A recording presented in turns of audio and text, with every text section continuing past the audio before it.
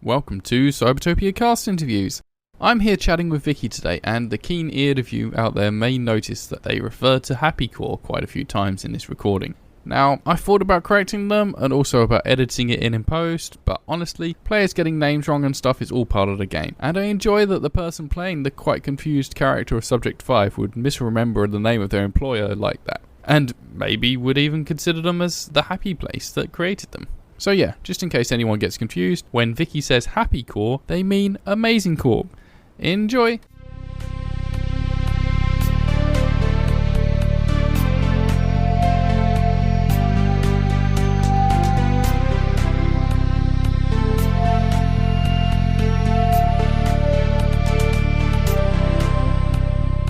Welcome to Cybertopia cast interviews. This is Vickey, who played Subject 5 in Cybertopia. Vickey, why don't you introduce yourself and tell us a bit about Subject 5?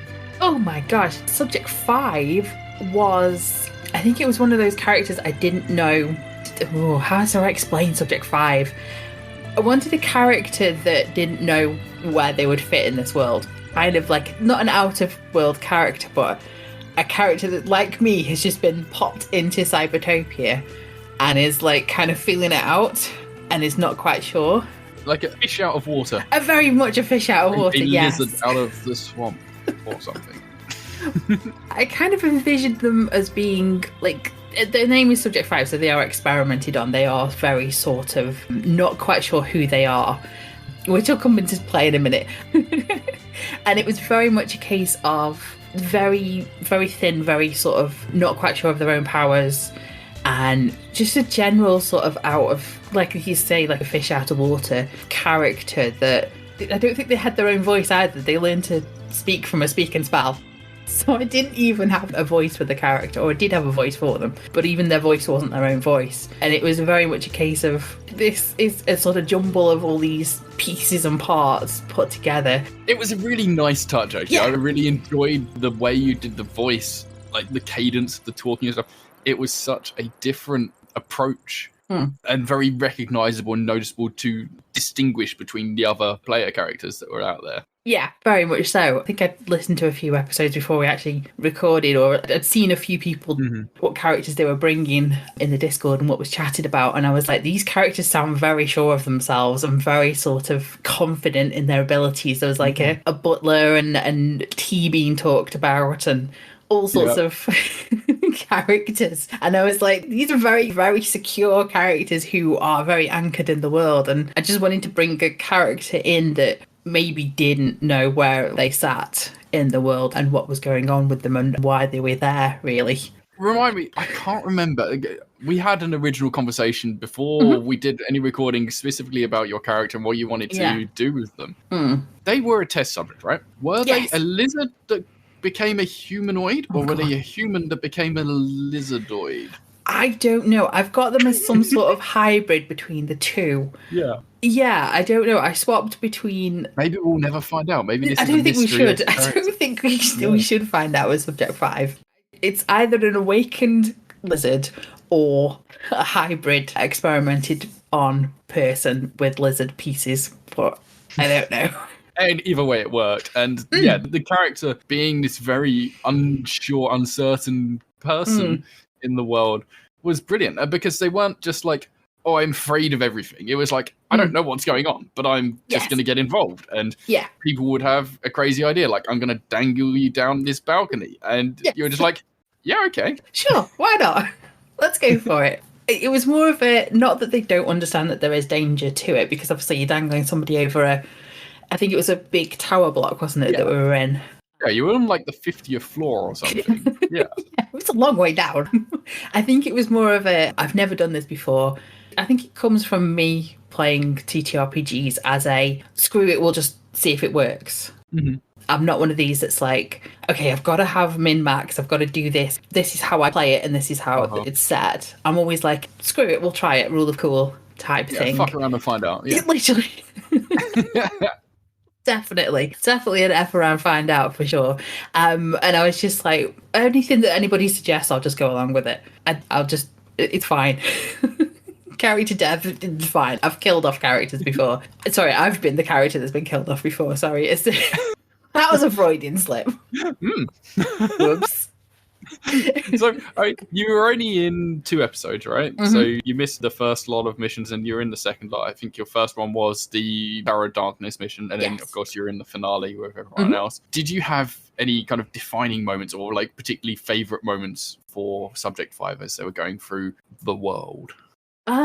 Yeah, I think it was, I'm going to say it's the knocking on the door. There was a door with the people behind the child, and Subject 5 was just like, I'm just going to go knock on this door. That's what people do. Oh. Like, Vickey is going, there's danger here. The danger senses are going off. And Subject 5 is just like, I'm just going to go knock on the door, because that's what's the polite thing to do. Yeah. And the person was absolutely terrified. Yes, as they should be. I remember this. Oh, I'd forgotten about that whole conversation. Like, because I mean, the recording was literally that recording 9-10 months ago, probably. Something I don't know. like that, yeah. Probably like May or something last year. Yeah, it was a long time. Yeah. Even the editing of that was a long time ago, but yeah. Oh man. And eventually, I think you all just said, "No, we're just going to leave this poor, terrified person alone." It's like we'll just back off. I think we're scaring them. I think we kind of realised. And I can't remember, was it you or was it Rev or somebody said, "Oh no, we're normal flesh people." It wasn't me for definitely. That doesn't sound like a Subject 5. Something that Rev would say. That sounds like a Rev thing for sure. We are normal flesh people. The least terrifying thing you could say to a scared person, sure. Yes. No, like I think also the fact that you were this very unsure, uncertain character in a kind of dark mystery sort of slightly horror-esque theme in that mission was a really good introduction for them as well. Yeah. I've always liked those sort of characters that don't belong in the world. And if you get a very dark themed place, you can either lean into it and really go very spooky, very sort of tropey, how do you sit in the spook? Or you can go, I'm just going to completely let it gloss over me. It's just going to wash straight over. I'm not going to bother with it. It was an interesting way that the whole episode went. Like, that whole session, like, obviously there are horror-esque aspects to it, but it's not jump scares. It's not like there's a monster or anything. It's just, can't see, and it's unknown, and there is spooky stuff happening, but it's not, like, scary. Maybe a bit tense or whatever. And you all just kind of went with it. Yeah. It wasn't like you were trepidatiously peeking around every corner and stuff. You were just, we got to figure out what's going on here. This is an investigation more than a horror we're supposed film, to be here. We're allowed to be here. This is our spot. Yeah. This is our recording session. We're going to do what we can. And I suppose it was the first time you'd played with any of those guys. And I mean, none of them had played together before. So it was a interesting coming together of characters and players and getting thrown into this weird new world and stuff. But you all kind of just got on with it and got along and were bouncing off each other from the very start. Was there any particular favourite moments, like inter-character moments or anything like that you had? I liked most of it, to be fair. I think it was the interactions between Tim the cameraman and Smart Coolman. I think they riffed off each other really well. And then Rev with Julie would come in with other things. And I was just sat there going, this is great. Oh no, I'm in this as well. Oh no. I'm supposed to be involved. Yeah, which was great for a timid kind of reptile person that is out of place. Yeah. It's really funny that you went down that route with the test subject character, right? Because there is Toby, who is in the cast, who you didn't play alongside, but is also a test subject character. But completely the other end of it, and very much a human person rather than a reptile hybrid person. I will admit I saw what was happening in the Discord with them, and I was like, okay, noted, this is where I'm going to go opposite then, or not the same. It's very interesting to have seen that there was a few characters were kind of similar in some ways in terms of there was a couple of hackers and there was a couple of test subjects. But because of the way you set them up and the way the system works, they were completely different people. Yes. There was no chance of mixing them up, really. No. I think that's what's the best thing about Cybertopia is you give us like a starter, you give us an idea, especially reading through the character stuff at the end, and you can then go wherever you like with it. So you can do, I'm going back to the sort of, is it Johnny Lee Miller, hacker, Angelina Jolie film style? You can go that way, or you can go Sandra Bullock in the net kind of hacker. You can, I've dated myself with these references. Are you from the 90s by any chance? I might be from the 90s, yeah. Yeah, How I can you know. I remember tell? when I was playtesting the Cybertopia system, one of my friends actually played someone who was like a retro hacker kind of person who was on rollerblades and had a Yes. Walkman and everything, Yeah. and it was so 1990s hackers. Yeah, Yes. very good shit. 100%. Best movie ever. Fight me on it. But yeah, it's just the way that those little bits of a trope, and then you can just go wherever you like with it. Because I knew I wanted to be a test subject, and I just wasn't sure. I knew I wanted to be some sort of animal hybrid type thing, and then I was just like, okay, just scanning the list of what things I could put together into a character. I love that "Oh, someone that." went down that road because it's a character kind of archetype that I've got in the appendix of the rulebook, but everyone else was just like a technological person or like a beefcake kind of person. So I was really happy that someone picked, I am going to have animal parts. And it wasn't just, I am going to have animal parts, it's, I am an animal. Yeah, I also read Animorphs when I was younger, so Of course you did, yes. Yeah, we are from the same ilk. we are totally 90s kids. But yeah, I remember reading the Animorphs books and thinking, wouldn't it be great if that happened? Not the whole story, because obviously it goes into very dark places, but that just ability to morph into an animal. And I just wanted the Subject 5 to be sort of a in-between of the two. I always saw on the books when there's animal person, and I always thought, they've got the graduation between them. yes, the graduation between the two. And I was like, what if somebody got stuck in the middle of that? What happens? Who are they? Apparently it works, so yeah. Apparently. Quite special. So as we said, you missed the first few missions that you could have been in. You listened to them. Any of them that you felt like, oh, I would have loved to have been in that one? Oh gosh. Or any types of mission that you think that would be a cool mission to do? Oh no, because I think listening to them, if I'd have been in there, they would have gone a different way. Naturally. So I always think they're great. There was a train one. Oh yeah, off the rails. Yeah, off the rails. I think that was a really good one. Everyone loves a train, like a train story. They especially like with the classic tropes of going to go outside the train, having a fight on top of the train. That's the train, yes. Shit, right? Yeah. It's got to be done. I think that was a good mix of characters there and how they riffed off each other.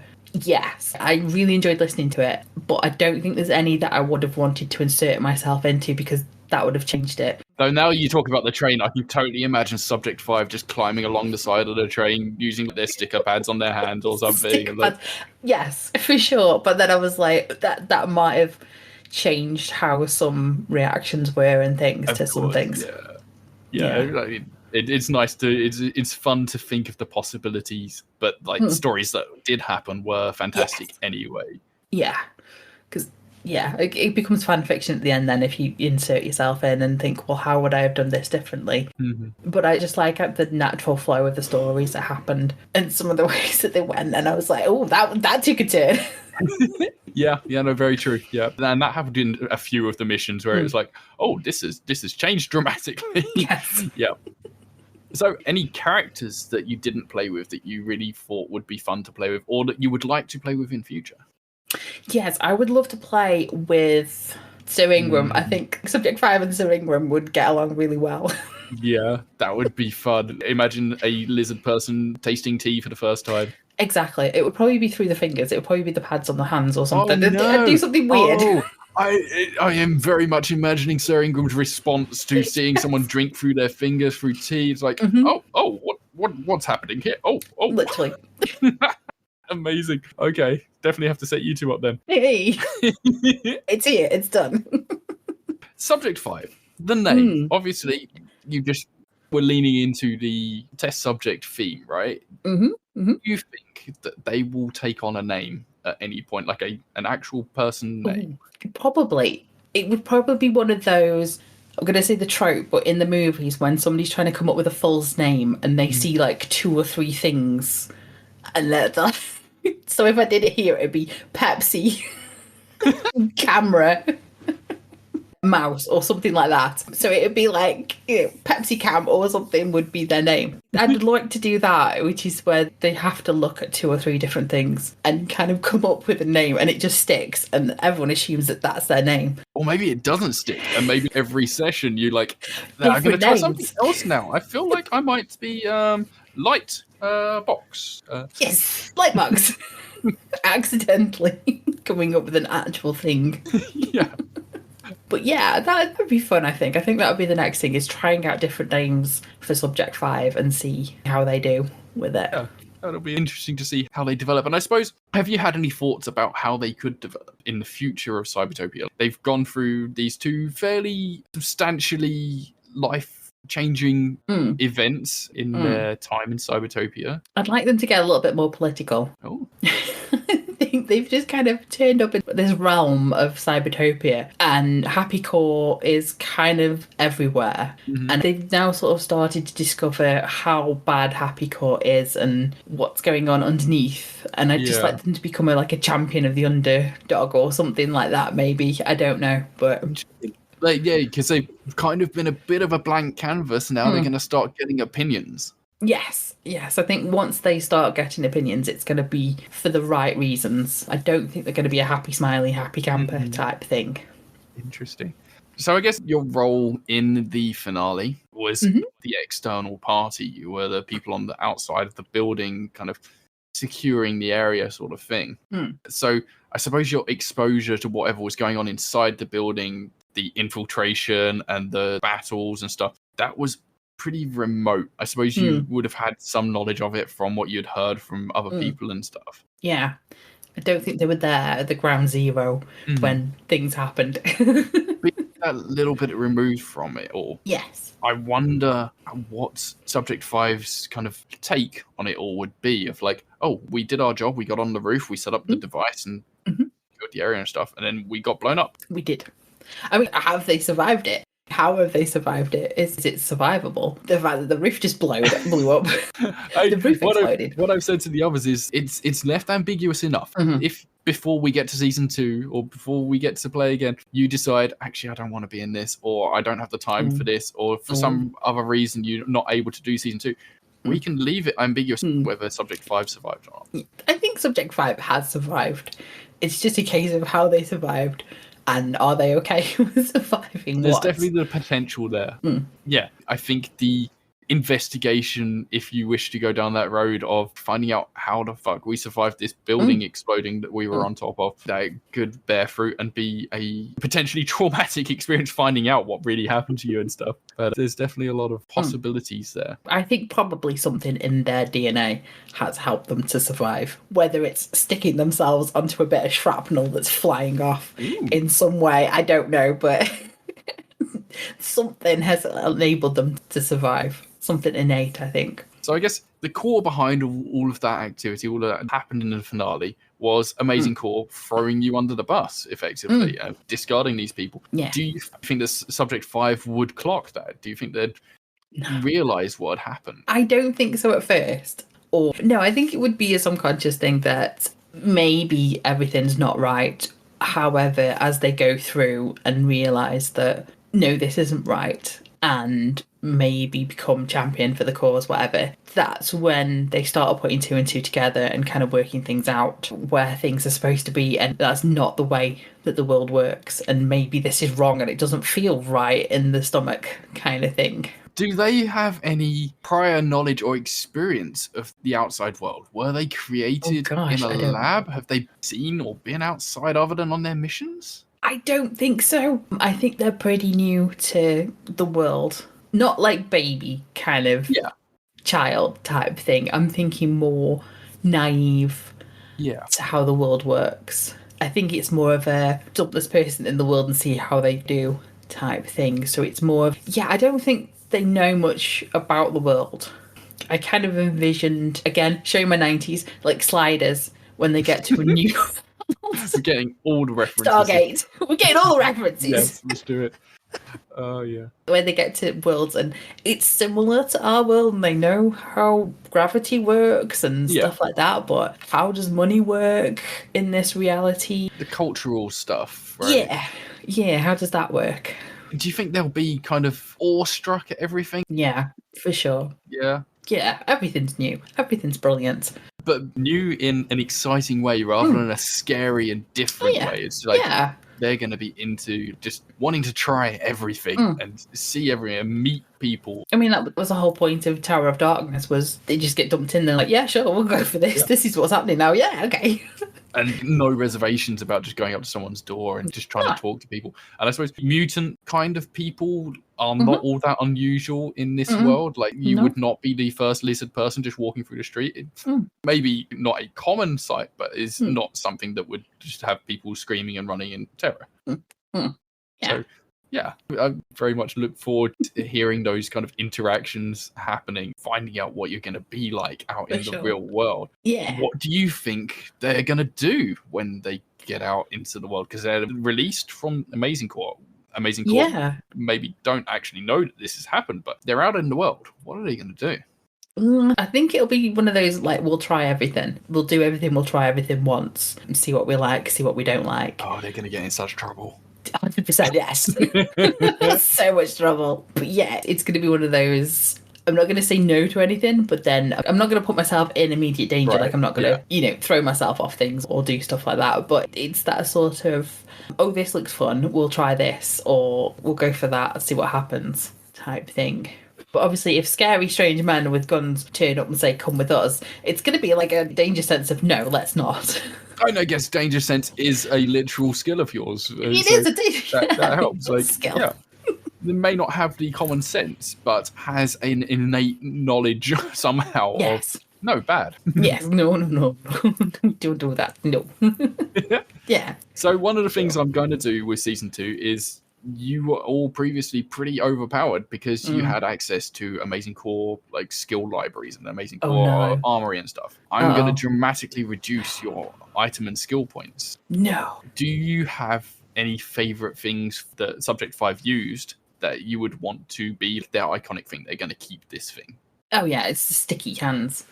It's the ability to stick to things, or things stick to the hands. Yeah. I think that I could use that in either way. I like it. Yep. Anything else, or anything that you felt like you were missing from Season 1 that you'd like to have? Maybe you can go out into the world and try and acquire something that you think would be particularly useful for them. I'm trying to think, because we did the breath thing, didn't we? I tried to use, was it acid breath or fire breath? One of the two. You had like an acid spit gland, didn't you? Acid spit. It didn't work the one time you tried to use it. I was rolling terrible that night. I really was. It was funny because that particular group rolled pretty poor, and the other group, the group that was on the ground doing the party in the ground floor, was just rolling ridiculously, and you guys were really struggling. We struggled so much on that roof. I was like, we're gonna die. And then it exploded. And then the one roll that worked was just Aiden eating a drone. So yes, it was. Yes, 100%. There was some good ones. And actually, I think there was the very first roll that you did on that session where you were trying to back, I think it was Rev up. Julie was like posing as intimidating figure, and someone else rolled a nat 20 to help them out, and you rolled the 1. I did. Which was just so perfect. The imagery of this group with a scientist-looking person and some other people looking pretty suave and intimidating, and then the lizard person just falls over. Yeah. It's like, hello. That was such a great intro to the mission. It was really good. It's the best intro. I love embracing, not failures, because I don't think the dice are ever fails. Yeah. But I do embrace the low rolls and go with the low stats or the, I suppose, outcomes. And actually, that was kind of a theme throughout the whole of the series of anytime there was a failure, it was never a dull moment. It was a fun moment, and the responses and the way that people react or try to roll through them were always fun. Yeah, very entertaining at the very least. For sure. And then you bounce back and have like a nat 20 or do something else ridiculous. Or else other people try and like rally around to fix whatever problem you've caused. And it was really entertaining that. I think it's the mark of either a good DM or GM or however you want to say it. And also like the crew of people that you have around you, that you can embrace the failures and you can embrace the low points and sort of figure out not how to make it better. That's not what I'm thinking of. It's just like how to recover the situation. Yes. Yeah. And there was a whole thing of kind of barreling through failures and working around things. And I suppose there was points during the Tower of Darkness where it kind of felt a bit slow because you were trying to figure out what is the puzzle here? What is the mystery? And I was saying to Chris when I was interviewing him, because I knew the structure to it, or I knew what the answers were, I could tell that you were making progress. But I could also tell that you lot felt like you weren't. And there was a few times where you're like, I think it was Chris specifically, was like, I don't feel like we're getting anywhere here. I don't know what to do now. But you just kept on going. And eventually you all realized, okay, let's do the thing. And we'll dangle the lizard over the balcony and we'll go through the fire door. And you got there eventually. And I think it was quite a difficult edit, actually, because there's definitely, you can sense the frustration in the voices and the players and the characters going through this darkness and trying to figure out what's going on. But as a piece of entertainment content, you need to get that pacing so that the listener is entertained, but they can sense that there is tension, I guess. Yes. Yeah. I think with Tower of Darkness, I don't think I was feeling frustrated. It was more a case of, we're obviously in a maze. There's obviously maybe one or two pathways because we're in a tower, because it's dark. We're not open to everything. We've got to go down the stairs. We've got to check the floors and things like that. And I think I kind of got in my mindset that it was a particular route that we needed to go. I know with TTRPGs and things, there's always other routes and things, and it's never narrow as you think. And it all depended on the rolls, really. Yeah, definitely. Any route can work if you roll well enough. Yeah, exactly. Definitely. We'll throw the lizard over the side. It'll be fine. I think the frustration works because in that situation, anybody would be frustrated. Anybody would feel those feelings of, I'm in a narrow corridor, everything's black, everything's dark, I can hear things, but I can't necessarily see them. And I think that's kind of why it worked, actually, because, like I said, it was horror-esque, but you didn't play it as a horror, but the tension was the horror, I guess. Yes. Yeah, for sure. It was the why are we not getting anywhere? And it was more sort of what is in there when we get through everything. I think that was causing the tension as well. Because Subject 5 kept on going on about monsters. It's like, I don't want to get eaten by the monsters and stuff. Yes. Yeah, exactly.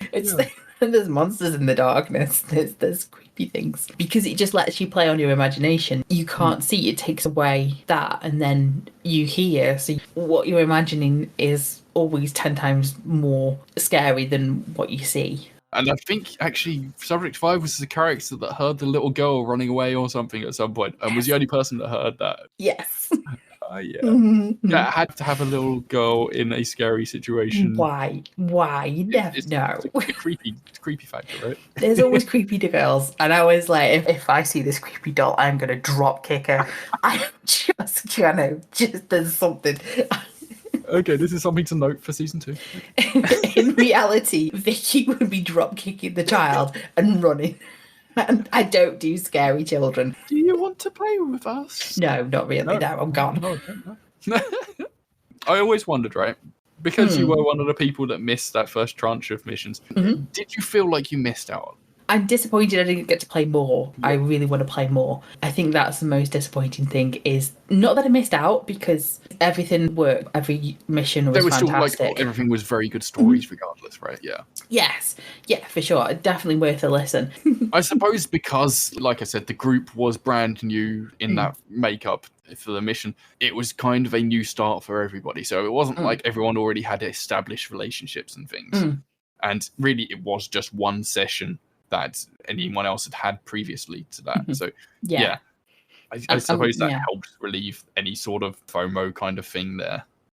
No, yeah, I realise. I wish I'd gone more into what Cybertopia is and what sort of world was built and created out of all these missions and things. Just wish I'd got to play a little bit more in there. That's what I miss out on, is the playing. Well, that's really great to hear, because part of what I'm planning for season 2 is that you lot will be basically making the world. Oh, gosh. In kind of a literal sense. So I've got a city and faction building game that I am playtesting at the moment. And I plan to give that to you lot to play through, maybe in like groups of 4 or 5 before we go into season 2. And you will literally be defining what is in this city and what the factions are and how they behave. Because, yeah, we had these 3 main factions that you encountered during the finale. What's going to happen is that they have had their leadership decimated. The actual leaders and their entourages are gone. Right. So those groups themselves will splinter. Maybe other groups will rise up in the power vacuum. maybe other people take control. Yeah, Keith had a wonderful idea of potentially the ex-Amazing Corp Tabula Rasa people could take over one or more of those factions and lead their own faction. Like, there's so much potential there. But yeah, I'm really looking forward to just letting you lot loose on this world. And then once we actually get started into season 2, I'm going to make it almost entirely player-led. So you'll be out there in the world. Like in season 1, it was Amazing Corps giving you missions. It was. And you're not in Amazing Corps anymore. So you can make your own missions. You can make your own world and decide, actually, I don't want to fight anymore. I just want to go and hang out at the bar and become a person, get a job. I want to be an NPC bartender.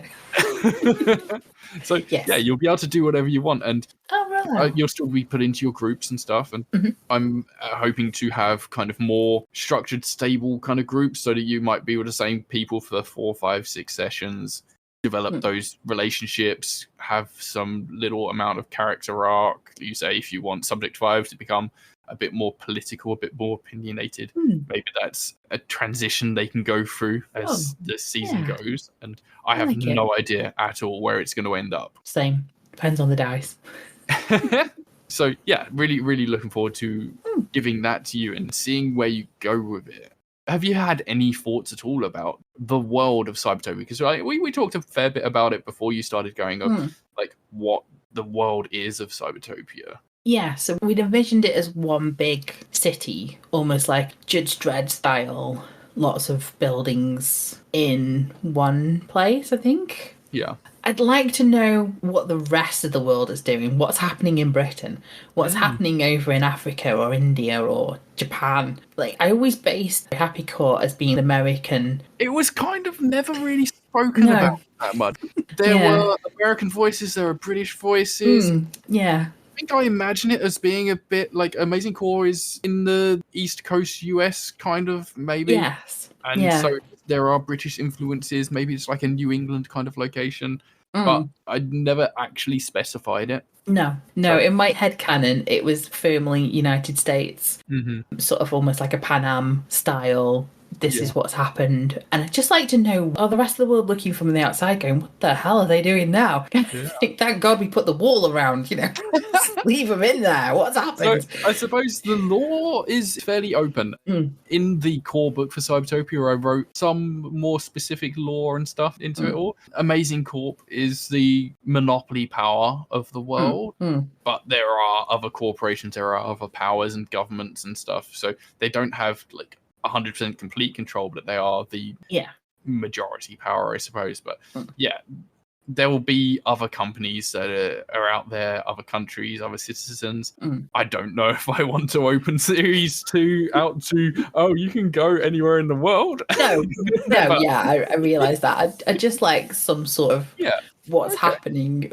Maybe get some news reports or TV or broadcast signals or something from a different place, and just kind of understand that there are other people out there. I was about to say I'll have to do some thinking about that lore and the outside world and stuff, but actually no, I'll just let you lot think about it.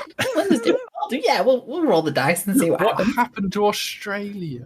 Is Australia okay? Is New Zealand, Japan? What happened? All these little islands, where have they disappeared to? Yeah, because I suppose like the world as it was kind of diverged from our own in the lore around now, our time. So in the 2020s, Amazing Corp comes along and saves the world from climate catastrophe and takes over, basically. But there's still other superpowers involved. There's Russia, China, you got the developing world. There's huge considerations like India or Africa, South America. Like there's all these other involved parts of the world. Yeah. I'll have to do a world building game now as well. Yeah, please do. And what's happened to them now that the United States has kind of gone very insular Happy Core has gone very insular. What's happened to everybody else now that they don't have this influence? Yeah. But just gonna leave that open for you. There you go. I've just made work. Oh man, it's getting bigger. Let's save this for season 3. You're just getting bigger and bigger every time. Starting with the city. So I guess apart from the rest of the world, which is a pretty big loose end. Last. Are there any kind of season 1 specific loose ends that you'd like to explore? Oh gosh, where are we stored?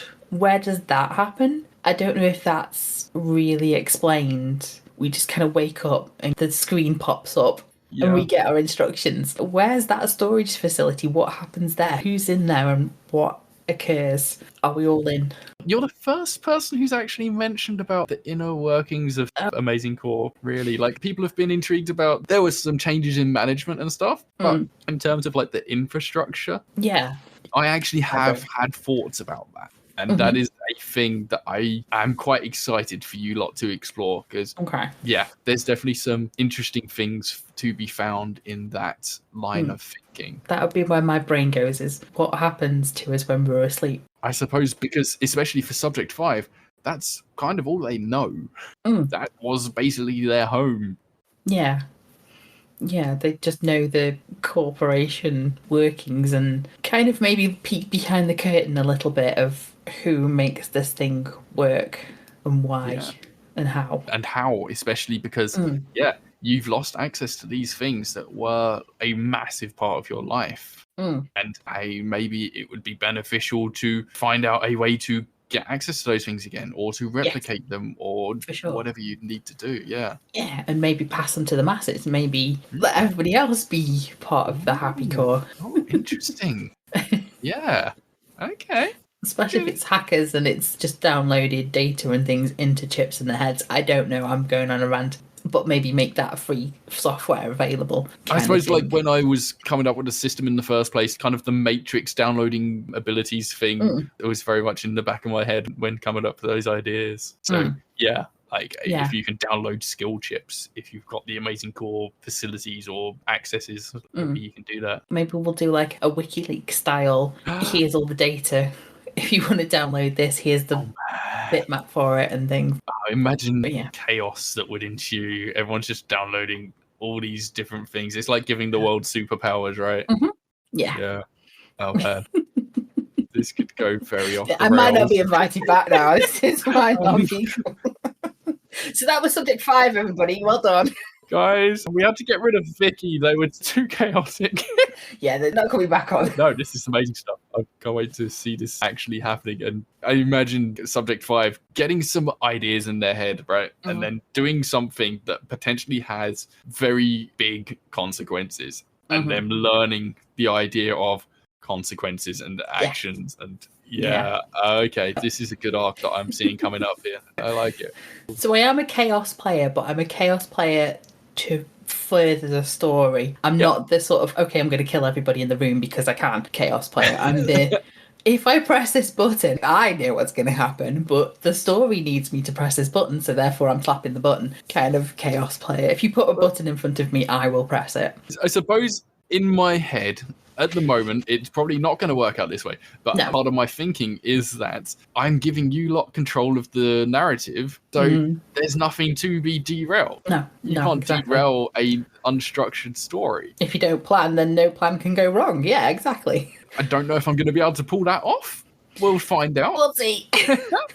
At the very least, I know that you are all experienced and good TTRPGers, so something entertaining will probably come out of it somehow. Yeah. The editing might be an issue, but I'll worry about that later. I'm the quiet one in the background. Everybody else will be like doing their bits, and I'll just come in and go, what if I did this? Yeah. And then watch everyone go. Go to a room and just poke a button or knock something over, like, hi! Yeah. Oh. Whoops. So you are an experienced TTRPGer. Maybe you can tell me a bit about your kind of background and what else you do in the scene. Wow, a TTRPG scene. Oh my gosh. Ooh, where do I start? So it's been a while. I haven't played for a while. How did you get into TTRPGs? Were you one of these ones that like did it from your teen years, or no? You picked it up later? I tried, and it went Dungeons and Dragons, obviously, because everybody's gone that way. I tried 4E at uni, didn't like it because it's 4E. Unfortunately, I'm not a 4E liker. Left it, 2019, picked it back up again as it was 5E, and then discovered, as everybody else does, Critical Role, Dimension 20, NADPOD, Dungeons and Daddies, you name it, it's there. And then I kind of went, well, okay, 5E's good, but it's not great. What else is there out there? And that's where I just discovered the wider world of TTRPGs, the rainbow kind of thing. So yeah, I kind of knew that in my job as counselling, I was looking at art therapy and role play and how perhaps maybe group work could work kind of thing. So I kind of then segued into, okay, could role playing work as pretending to be somebody else, work as a therapy, basically? Turns out, yes, it can be used that way. You can pretend to be somebody very calm and confident and not become calm and confident yourself, but have the knowledge of how to be calm and confident yourself. Learn to kind of understand your issues vicariously through a make-believe character. Yeah, literally. I have had so many people come out through therapy of using characters that are either opposite to themselves or exploring maybe a different side of themselves by becoming a character who is that they want to be, or they didn't know they wanted to be, kind of thing. Yeah. I have to be very sort of generalised here, because if I go specific and anybody realises, oh, hang on, kind of thing, and we go into unethical situations there. So as generalised, I've had quite a few people explore sexuality, gender, that sort of thing with them, with their characters. And you are actually a licensed therapist, right? We don't want to encourage people to start using... role-playing it. No, I mean, you see it occasionally in the social media sphere of like, don't use D&D as therapy sort of thing. Yeah. So, yeah, Vickey is actually a therapist. Sorry. Not just some random person. Yep. So I always say that D&D can be therapy, however, your DM is not your therapist. That's my go-to line. Okay, that's good. And preface everything. I think the gender and sexuality is probably the easiest thing to explore in D&D without going into mental health or anything like that. It's a very much I want to play a female elf and exploring that kind of thing. Yeah. But yeah, this is where I came from. This is where everything started. And then I was like, well, okay, there's got to be other forms of TTRPGs that I can try. And I can sort of not investigate, but it's more of explore. And D&D is very sort of structured. And I wanted to try other TTRPGs that were a little bit more wibbly-wobbly. Do the wibbly-wobbly hands thing. Are there particular kinds of systems that are better? So Blades in the Dark is a good one because it encourages people to work together. Blades in the Dark is the one where you go backwards. You've already done the thing. Already done the heist. I think I'm going right way. Yeah. You have your flashbacks and you work out. For flashbacks, and that sort of thing. So it's a very safe place to be because you know you've already achieved it. It's not you're in danger all the time kind of thing. Monster of the Week is sometimes okay. There are a couple of kids ones, so like Kids on Brooms. Do you do this stuff with kids therapy as well, or? I don't do children, no. Not a kids one. Kids is a very different arena. Yeah, 100%. I mean, kids play differently than adults. Yeah. Kids are very gung-ho. I've seen videos and I've seen anecdotes and things where the kids will just run in and just attack anything that moves. And you're just like, well, okay. Yeah. So, no, I don't. There's a lot of, I want to say, applied gaming that is used for children, and there's a lot of educators who are now using D&D groups and TTRPGs in the afternoons after school. Yeah, there's some great ones out there, like in our Twitter arenas and stuff. We've found over years, and I think that's possibly how I maybe met you in the first place. Yes, I think so. Yeah, there's I think it's Sam that educated something or other, I want to say. Yeah. I recognise avatars more than names. Same. And I mean, everything's always changing in the social media scene as well, so it's difficult to keep up with all that stuff. Yeah. But yeah. Yeah, and then I've just played for myself more than anything. I like to roll dice and make stories with people. But yeah, I just love listening to other people's stories as well, so I listen to a lot of podcasts. Same. Yeah, I have a hell of a backlog, but no, it's great hearing these stories from people and the worlds that they create and stuff. I like listening to games that are not the typical. So there's a lot of systems out there, and I particularly like the podcast shows that run through lots of different systems. You never have the time to try them all out yourself, but you can vicariously try them out through the shows you listen to. I was going to say, I think Jeff Stormer, he's on his Party of One podcast. He's on his 400th episode. Yeah, it's ridiculous. There's loads out there. Yeah, there's some pretty good ones. Have you done any other actual plays since doing Cybertopia or alongside doing Cybertopia? What else have you been involved in? I've kind of not hung up my dice because I don't think a dice goblin ever hangs up their dice. They just get bigger and bigger and they get more dusty. I've started to do, we're on like episode 10. So I am currently a co-host. There's two of us. There's myself and Marty, and we run the College of Whispers, which is on the Bard Rock Cafe network. If I don't put the network in there, Cool. they're going to get in trouble. I didn't know you're a part of Bard Rock. That's cool. Yes, we're part of Bard Rock. Marty's in Wayfaring Strangers. He's also in everything as well. Yeah. He's so busy. Once you start actually getting involved in this part of the industry, right? Yes. You realise how small it is, and that so many people are on other people's shows, and just like, it's a small circle that is constantly just shifting around itself. Yeah, we just spoke to Riley Hopkins and his amazing friends. I've said that wrong, I don't know. And they've just played their second edition of Interstitial. I hope I've said that right, where it's literally characters from games, popular media, whatever, dumped into a world, and I've seen this one to that go around. It's the pop culture masher together. Yes, yeah, it's very cool. Yeah, you've got somebody from. No, I can't say that. That's a spoiler. don't put that on. I'm dead. Yep, no, all good. When you talk about like tropes and stuff, this is the perfect game for tropes. Yes. And I remember a little while ago I was thinking how fun it would be to have a game that was entirely just made up of tropes. Oh yeah. And they've gone and done it before I even put pen to paper. Yeah. So yeah. They've done Kingdom Hearts before. It's all the different characters. So this new one has Shadow the Hedgehog in there. Oh yeah. You got to start with an edgy one, yeah, for sure. Shadow is all edge. There is no straightness. He's just all edges. It's Shadow. There's somebody from MTV Screen Queens in there. And a lot of other animes that I had to go look up to figure out who they were and what was going on. Because I'm not into anime. Okay. Yeah. It's all anime. And I'm like, this is fun. I get references now. I understand references. So yeah. If it's 90s stuff, you're in. It's not 90s stuff, it's recent. They're all very young. Give me Buffy and Supernatural. 100%. I'm done. I'm done with Buffy and Supernatural. I know what I'm doing. But yeah, they're running a Kickstarter for it at the moment for 2E. So, College of Whispers, I remember you talking about that back when we were doing recordings. Yeah. How's it been going? Awesome. Yeah. It's like an interview podcast, It didn't start out that way. It's kind of snowballed into it. So we started off as we're just going to listen to some TTRPG actual plays, podcasts, watch some videos, that sort of thing. And then every 10th episode or so, we'll watch Dimension 20, like a series of that, and we'll talk about that. That'll be our little thing. So we started with a D20 table of 20 actual plays.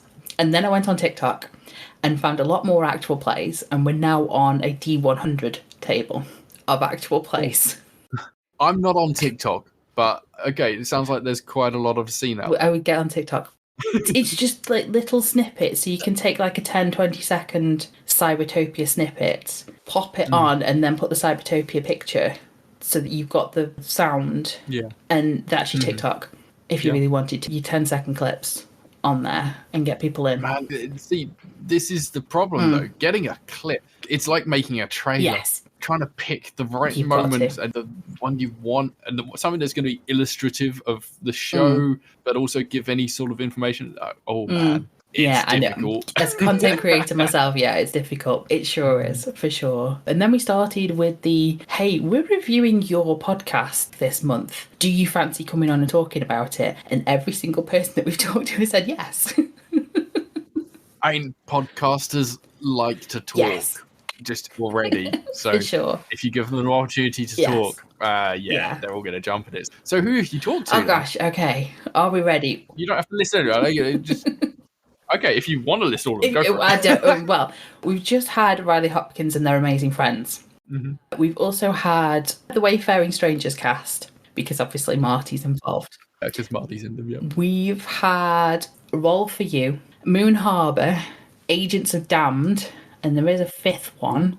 Magic Isn't Real. Oh, I don't know that one. Okay. Magic Isn't Real is very good. Would recommend that. So how is it? Do you do a listen party or... Yeah. To talk about what they did, or Marty and I go away and listen individually, and we're chatting to each other in Discord or via documents and things of what we. Are you on episode 4 yet? Oh my god, this happens! Like, you've got to listen to episode 4. So, how much of a podcast do you listen to before you do the show? Because an actual play takes a long time. It does take a long time. Listen. It does. We try to listen as much as we can. We have a month between recordings. Luckily, some of them are very new. Magic Isn't Real is one of the newest, and I think they're on episode...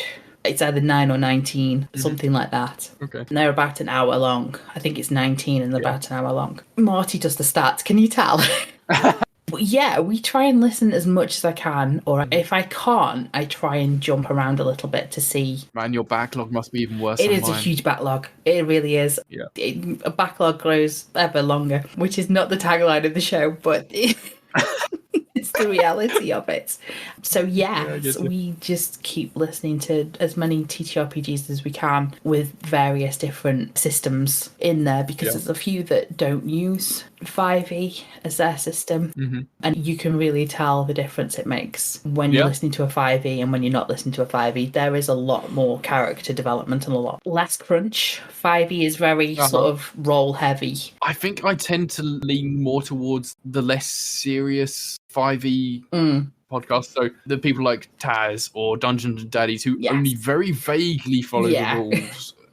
So there is a lot more character and roleplay and stuff. Yeah, for sure. Yeah, the first one we listened to, Moon Harbour Heroes, I want to say they use kids on brooms, that sort of thing. Okay. And you can tell there's a lot of more character interactions and it's a lot more cohesive. Do you have any favourite systems to listen to or play? There's 2 that need more love. Thirsty Sword Lesbians needs more love, and also Wander Home needs more love. Oh yeah. There's been 1 or 2 that I've seen Wander Home, but I've never managed to catch them because it's been like a Twitch. Those are very different systems. Very different, yes, 100%. Yes. I just love the system of them, and I just like to see more people use them. I think that needs to be used. That's cool.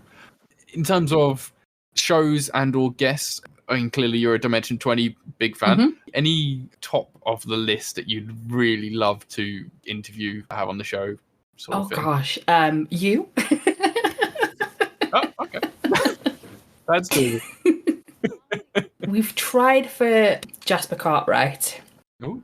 Haven't managed to pin him down just yet. I'd love to interview. I hear he's quite an approachable person. Yes, he's very approachable. I just like the schedules to... Yeah, that's the biggest problem with all this stuff, right? Because everyone wants to do it, but being actually able to is another thing. Or, to be honest, I'd love to do 3 Black Halflings. That would be with the cast of all 3 of them. I need to be able to pin them down between all their con visits and all their recording. Like, they are a busy lot. 100%, for sure. I'd also like Connie Chang from Transplanar. I would love to interview them and the cast as well. That would be a big one, I think, for me. That would be number 1, would be that cast, because I just love the setting and the ethos and everything that happens there. But yeah, those would be my favourites.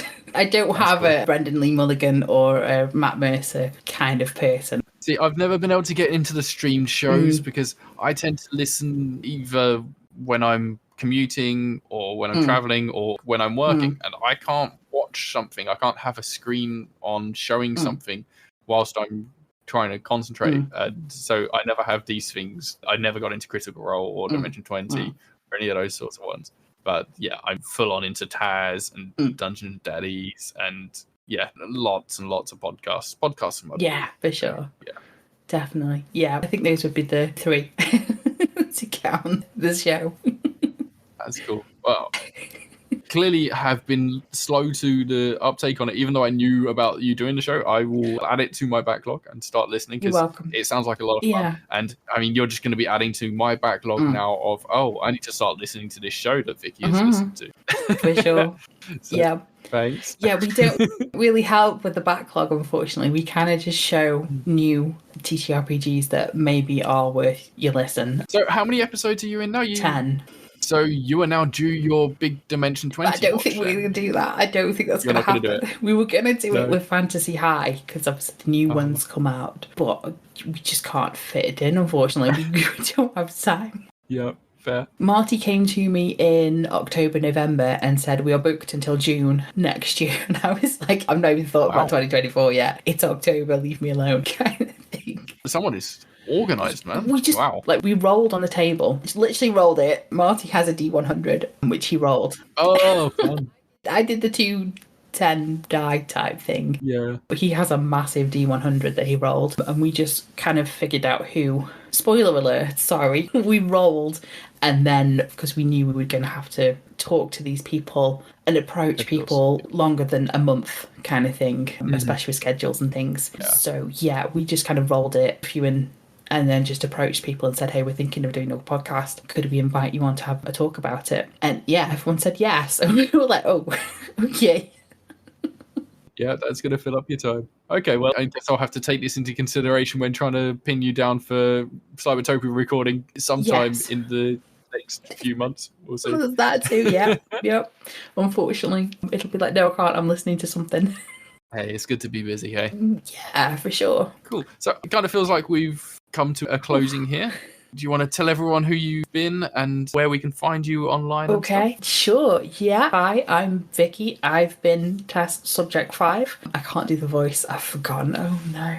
I practiced so long to get subject 5's voice and I've lost it. Really? Okay.